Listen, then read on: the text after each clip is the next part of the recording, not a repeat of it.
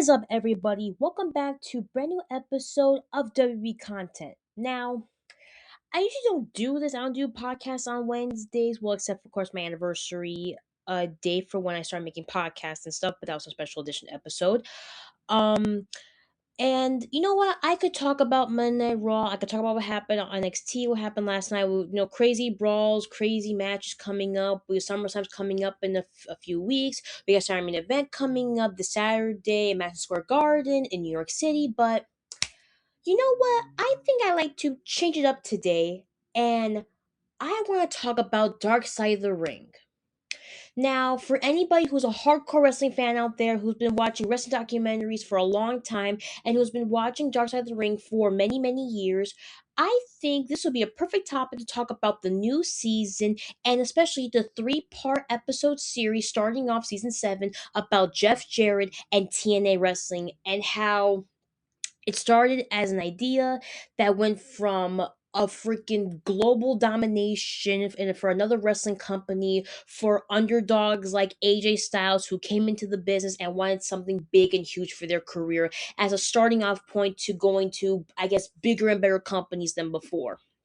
But the backstory behind it, I mean, look, I've heard about TNA, I've heard that, legends like Matt and Jeff Hardy, the Dudley brothers, the Outlaws and stuff. They came to TNA for a few years and they had like a bit of fun.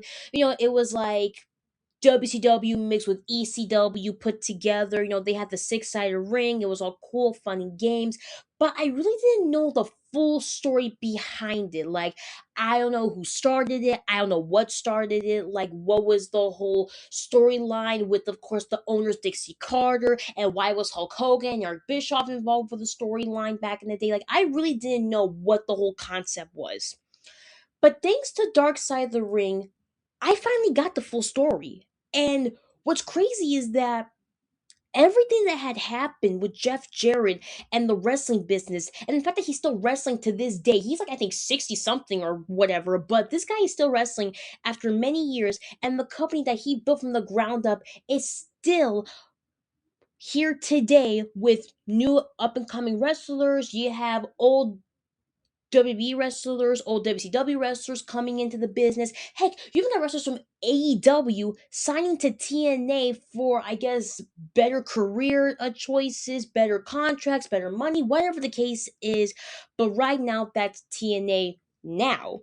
But back then, it was a whole different story, about the underdogs and wanting to change up the whole wrestling business altogether. I mean, having different kind of techniques, different styles, new styles you never seen before, like from Mexican lucha libre or from Japan, from New Japan Pro Wrestling, coming to the States and seeing again a six-sided wrestling ring becoming a freaking like global sensation for a wrestling fan who loves to see wrestlers fight in a six-sided ring like an octagon if you were in the UFC. So yeah, I mean, the first time I saw it, so the first two-part episode, whew, man, my jaw dropped, I think, 3 or 4 times. And I guess, okay, of course, I did get a little emotional talking about, Owen Hart and the fall that happened from 80 feet when he was the blue face guy. I forgot what they called him, but he was that. Blue Falcon, that was his name. His name was Blue Falcon, and he fell from 80 feet. And I really didn't know this, but the fact that Jeff Jarrett, he just put on a face, talked about Owen Hart, and then he goes into his match the next few minutes and he wrestles. And he wrestles right next to the bloody spot where Owen Hart died. Now, as a wrestling fan, you would think they would stop the show. Like they would cancel it, be like, no, this isn't worth it. We'll give back the people's money for the tickets that they bought, but this isn't worth it. We're not gonna go on with the show because someone died on our watch. But the fact that they still did that, I'm like, wow. So it's like it doesn't matter whether you get injured or you die, they're still gonna put the show on just because they have to and because people pay good money to see a show. Seeing that, I was like, what the heck? And then throughout the whole episode, it talked about, Jeff Jarrett building TNA and his father, and then Vince Russo coming in, Jim Cornette coming in, being the producer of the show. And at first, it started a little bit, wonky. Like, they had not good production, they had good pyrotechniques, whatever, whatever. But then it goes further by how they had to get a new owner to buy the company, and then on top of that, they were making really good money with the new company and the new owners. But the problem was that the new owners, actually, sorry, one of the new owners, they were hungry for power in the company. Just because they think that they bought the company, they thought, oh, I bought the company, I should run this company because I bought it with my own money and I should run this place. But in reality, it's like, if you bought a wrestling company, you have to know the wrestling business, what they do for a living, how much money they're going to make, and how much viewership they're going to get off of a wrestling TV show. But this owner, Dixie Carter, girl, dude, guys, she did not know a thing about wrestling. She just bought it, and that was it. And the fact that, she kept saying, like, oh yeah, she's the boss, she runs everything, when in reality, Jeff Jarrett's the one who started the company from the ground up, and he basically paid for everything. Like, he wanted to give viewership, sponsorships, whatever the case was. And then Dixie Carter asks him to leave the business that he built. It's like, what the heck is wrong with this woman? Like, is she crazy? And then the cherry on top of it was that she brings him back just to hire Hulk Hogan and Eric Bischoff. Now, for all you WCW fans out there, you probably know what happened with the controversy between Vince Russo, Eric Bischoff, and Hulk Hogan, Bash to the Beach 2000, where they blurred the lines between reality and fiction of a WCW World Heavyweight title where Hulk Hogan wanted to win it, but Vince Russo said, no, that's not going to happen. We already voted that Booker T's going to win it, but then that backfired. So old rivalries once again between Vince Russo and Eric Bischoff was all out in TNA all over again. And I'm just watching this episode and I hear the point of views of Vince Russo and Eric Bischoff and Jim Cornette. And I'm like, these guys cannot get along together if their life depended on it. I mean, Jim Cornette and Vince Russo have had beef with each other since the Montreal Screwjob in 1997. You had beef with Vince Russo and Eric Bischoff at Bash to the Beach 2000, and that's never gonna be hashed out because you still hate the guy. Now, I don't mind you hate the guy, but it's like, what the heck? Like, you're gonna hire three people who hate each other and have to work in the same environment where we all know every time they work in the same environment, it's gonna end up bad. And the thing is that why would you bring in Hulk Hogan? Look, I get it. He's a money maker. He made money for the wrestling business in the 80s in WWF. He made money in the business in WCW, the Monday Night War situation, and the NWO. I understand that, but it's like, one, this is in 1997. You can't just rehash something that happened back in the day. And two, all your old gimmicks are not gonna work. I mean, Eric Bischoff tried to revamp the Monday Night Wars again, but with TNA wrestling. And then they got rid of the six-sided ring. I think that was a dumb idea because a six-sided ring, in my opinion, that sounds pretty cool for a wrestling gig, in my opinion. But like, I'm watching the third episode and I'm just like, what the heck? I was gasping, I was confused, I was like, are you freaking kidding me? And actually the funny thing was that my mom was watching it next to me, and she knows that I'm a big wrestling fan. I know all the facts, I seen all the documentaries. But what's funny to me is that I'm watching the same as her. Like, I'm asking questions to myself. I'm confused as myself, and she's like, "Is that why? Is that why that happened? Is that why TNA or not business?" I'm like, I don't know. I'm watching it the same as you. I'm trying to figure out what happened. So the whole episode, I was like in complete what the hell kind of moment. Like my brain was like mind exploding, crazy facts. Like again. TNA bringing back old gimmicks from the 90s. Hulk Hogan was involved with the business. And then Dixie Carter does this like pre-taped interview with all the wrestlers basically giving them an ultimatum on whether they stay with her full time or they have to quit the business and go to another wrestling business because she can't pay for them or whatever. I'm like, are you freaking kidding me? These people have been busting their asses for many years in this business to make you look good, and now you're giving them an ultimatum? Just because now viewership is going down? The reason why viewership was going down was because you got rid of the man who created that business, which of course the famous Jeff Jarrett. And then, oh my god, and then of course the love triangle we all knew and loved between Kurt Angle's ex-wife, and Jeff Jarrett. Honestly, that was a little bit stingy, but it was the 2000s. They didn't care. It was like whatever, whatever. But I heard the real story from Jeff Jarrett and Kurt Angle's ex-wife themselves. How they both met when Jeff Jarrett was at his lowest when his first wife passed away. And then Kurt Angle and his wife, they separated. Like, it was a mutual agreement. They both separated. They thought they weren't good for each other. And that's respectful. And then of course they became friends. And then that friendship became to a romantic relationship. But the funny thing was that everybody knew. Like, everybody knew. The producers knew, the locker room knew, Kurt Angle even knew, and he was happy. He was fine with it.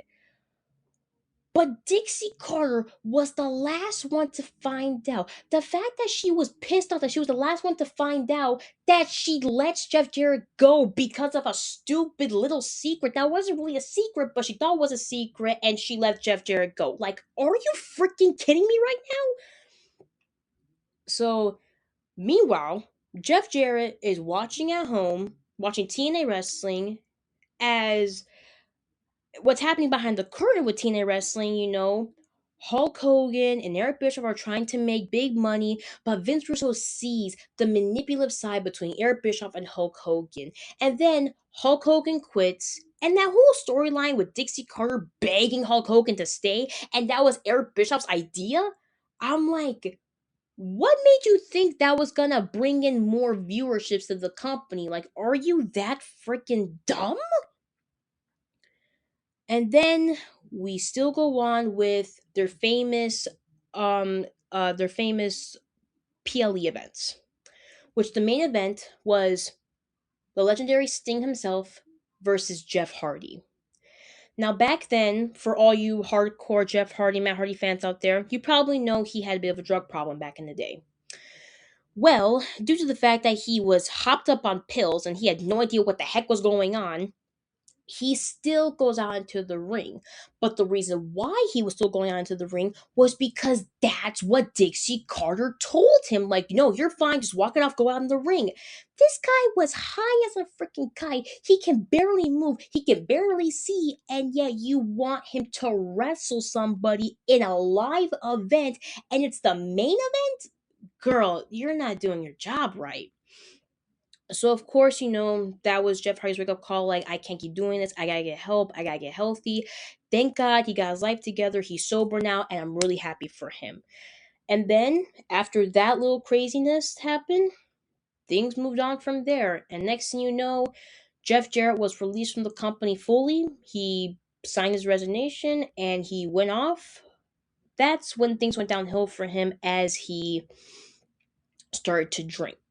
And I mean drink. Like, he even said in his interviews that on the plane ride to, I want to say, yeah, he was going to Canada for a show, and he ordered a double rum and coke, and he kept drinking and drinking and drinking and drinking and drinking and drinking until one day he just stopped and said, I need help. And what broke me was how he talked about everything that happened in his life, how his father was technically never there for him because he was wrestling on the road, to having resentment towards his father when they started the business. And then he circled back to when his best friend Owen Hart died, and then his wife died. Like, everything just that came crashing down, he finally realized that this wasn't healthy for him. He was putting on too many masks. He was putting on a face for people to make it seem like, oh, he's fine. But behind that face, he was not fine, and he knew that, and he needed help. Thank God he did, because after he got his act together and he came back home, Vince McMahon calls him and said, I'm inducting, I'm glad to say you are being inducted into the WWE Hall of Fame. When I heard that, I actually did tear up a little bit because, like, that was a beautiful moment for him and his wife and his family because he went through so much and he hit rock bottom for a little while that he picked himself back up.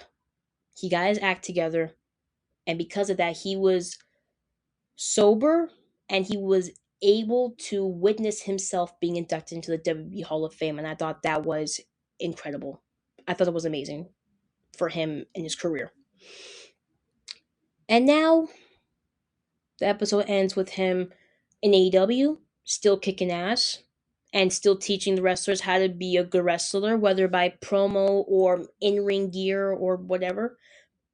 TNA still kicking butt. Still, they got some good championships. They got a good roster of guys and girls. And honestly, I think I want to watch a TNA episode one day. I want to watch one. Maybe one Thursday. I'm bored. I'm like, you know what? Let me watch TNA for like maybe a couple minutes and see if I like it or not. But the backstory behind it, I just can't believe it. Honestly, wait, no. No, sorry. Let me rephrase that.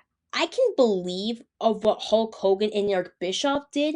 I just can't believe that they did that for so long. It had to get to a breaking point of Dixie Carter, for one, Dixie Carter leaving the company altogether, and then TNA having to find a new company or whatever to buy them just so they can get back on TV. I mean, I don't want to speak ill of the dead. Hulk Hogan, rest in peace. But I'm sorry, back then, I'm sorry, he was a douchebag in TNA. He was an ultimate douchebag. Eric Bischoff, he had the charisma, he knew what he was doing, but he knew what he was doing back in the 90s when WCW was getting popular and the Monday Night Wars and the NWO and the Cruiserweight divisions and all of that happened. Now, he had that, but he had that in the 90s. What he did in the 2000s and the 2010s, that was not a good look for him. And honestly, now I know why Vince Russo gets pissed off every time he talks about certain things in the wrestling business because he went through that. And I understand why when people ask him, do you have any advice for people who want to get into the wrestling business? He says, don't get involved. And now I get it because he went through so much crap with everybody in the wrestling business. I mean, he went through crap with the WWE and Vince McMahon and Jim Cornette and the Montreal Screwjob. He went through so much crap with WCW and the producers and the creative team and Eric Bischoff and Hulk Hogan. And then he went through so much with Dixie Carter and TNA and again with Hulk Hogan and Eric Bischoff. I finally get it. Like, I really get it now. I'm not saying I support him and what he does in the wrestling business, but I get why he says don't get involved because of everything he went through. Now, today, I don't know if he would want to get involved in the wrestling business again, but if he did, I think he would right his wrongs and make it a little bit better. But yeah, Dark Side of the Ring, it teaches me a lot about the wrestling business, about how things don't things don't look perfect as it seems. You look at a wrestler and you're like, "Oh yeah, he had it all," but then after a certain point it went downhill. Yes, it did, but there's a lot behind the downhill that people don't understand and why it happened. And yeah, season 7 right now is starting off really good. They just did a 3-part episode about Jeff Jarrett and TNA, and then next week they're gonna talk about Samoa Joe and his independent wrestling scene. Now that I'm really excited for because it's gonna talk about the independent scene, Samoa Joe, how his career started. Like, I can't wait to hear his side of the story about what happened. Then, of course, we have other episodes coming up about the legendary Paul Ornadoff and other wrestling legends. I kind of forgot the names, but I will definitely remember next time I come back on my podcast. So, yeah, Dark Side of the Ring, I gotta say, a great start to a new season, and I gotta say, it's pretty wild. If you guys don't know where to watch it, I would highly suggest maybe watch on Hulu if you have a subscription, or if you got Vice TV, be sure to watch on Tuesday nights, 9 o'clock Eastern. So be sure to watch it for next week. That's all I have for today, guys.